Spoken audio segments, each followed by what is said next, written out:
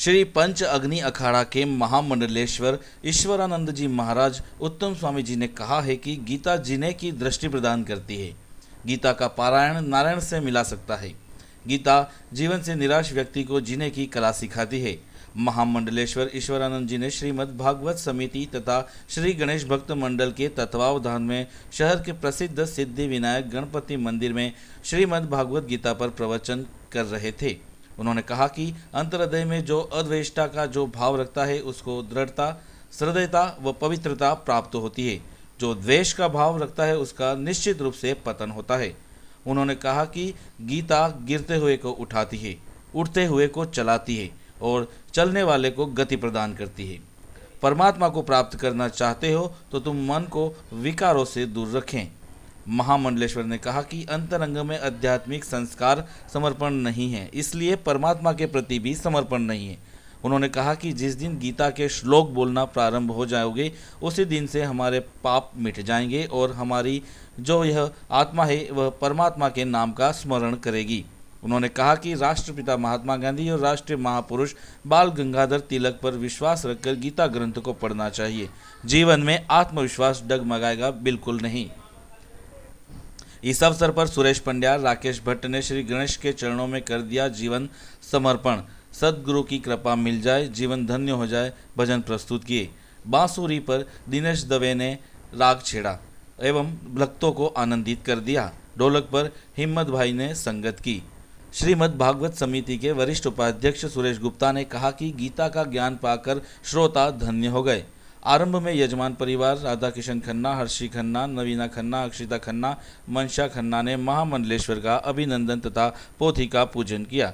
महामंडलेश्वर का स्वागत क्षत्रिय समाज के अध्यक्ष राजेंद्र सिंह आनंदपुरी, एडवोकेट लक्ष्मीकांत त्रिवेदी, पार्षद मुकेश जोशी, लालचंद पटेल, राकेश सेठिया, सोनिया वैष्णव, सुरेश कलाल, योगेश जोशी, भरत जोशी, युगल उपाध्याय, कृष्णा गृहस्थी, शांता जैन, देवेंद्र शाह, संजय गुप्ता, हरीश लखानी, गिरिराज सिंह, महावीर भाई सेठिया, हरीश कलाल, रौनक पुरोहित, दिनेश उपाध्याय, कल्याण जैन, परेश सागवाड़िया, प्रिय शाह, प्रियंक जोशी आदि ने किया। इस अवसर पर यजमान हर्षी खन्ना ने परिजनों के साथ में आश्रय सेवा संस्थान की बेटियों के चरण पूजा कर, तिलक लगाकर तथा उपहार भेंटकर अभिनंदन किया। इस अवसर पर आश्रय सेवा संस्थान के सचिव नरोत्तम पंड्या भी उपस्थित रहे।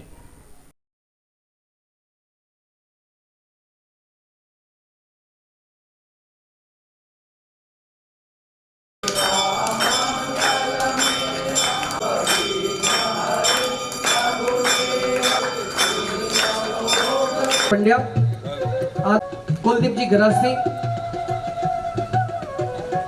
जी जो कि बेंगलोर से हमारे बीच में आए हैं, कि वे पधारें और अभिनंदन करें।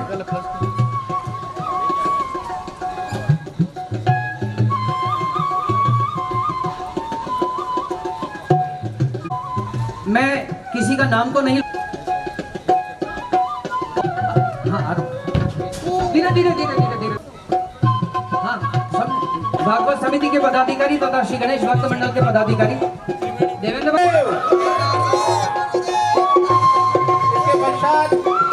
इस स्वागत के पश्चात मैं शैलेंद्र जी उन्होंने देश भर में अनेक गोप्रोत करना चाहूंगा। हमारे श्रीमद् भागवत समिति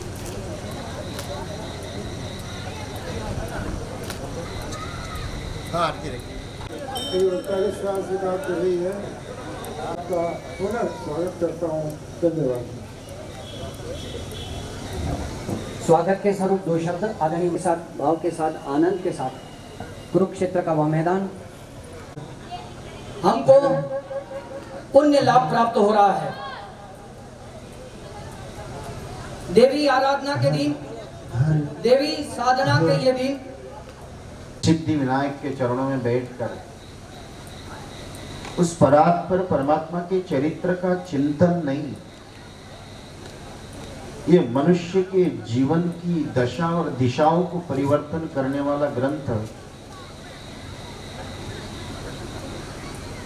अर्जुन तो एक माध्यम है।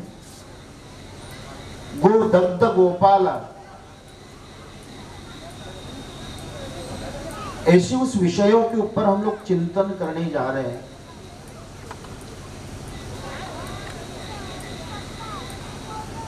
व्यक्ति तो अर्जुन है, लेकिन इस ब्रह्मांड के सारे अर्जुन को दृष्टि देने का कार्य ऐसा अलौकिक ग्रंथ है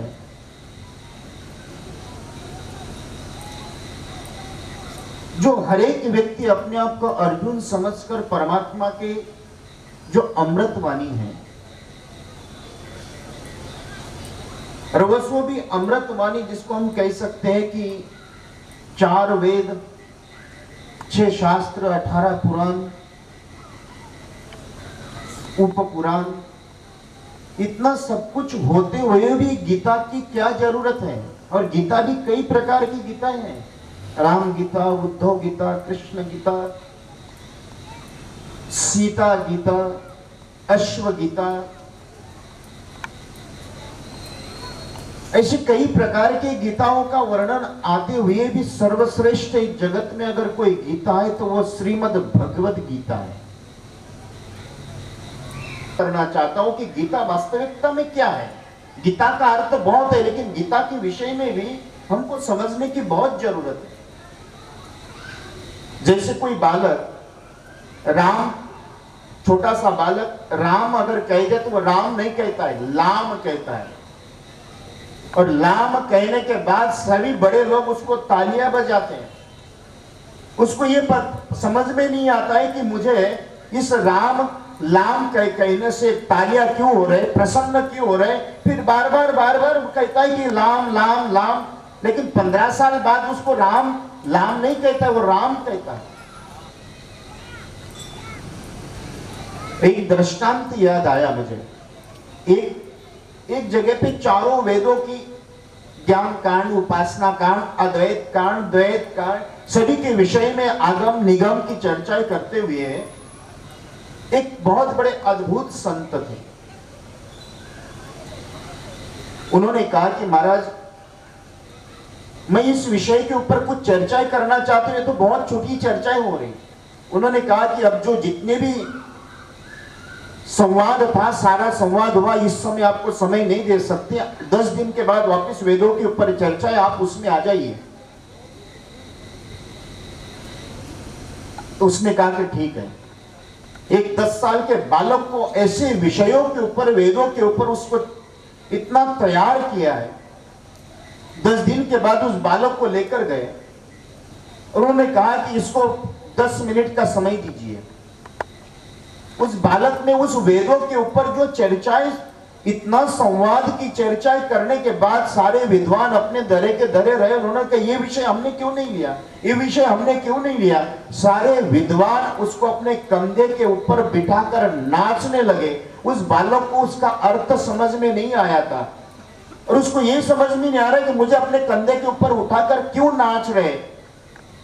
इसी तरह से आप लोग किसी भी उपासनात्मक दृष्टि से गीता का अगर पठन करते हो, आपको समझ में आए न आए, लेकिन देवताएं आपको अपने कंधे के ऊपर ले जाकर नाचने का काम जरूर करते हैं महाराज। यही उपासनात्मक ग्रंथ है। आपके साथ अभी इस गीता के ऊपर संवाद करना चाहता हूँ के यजमान का लाभ हमारी कार्यकर्ता बिहारी की गिरधर की